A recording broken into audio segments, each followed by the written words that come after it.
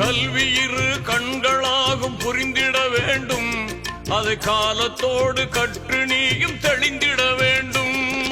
ஞானம் கற்றிடு இந்த ஞானம் சிறந்திடு, ஞானம் கற்றிடு இந்த ஞானம் சிறந்திடு. கல்வியை போல் ஒரு செல்வம் இல்லை, கல்வி கற்காமல் இருந்தால் காலமெல்லாம் தொல்லை. கல்வியை போல் ஒரு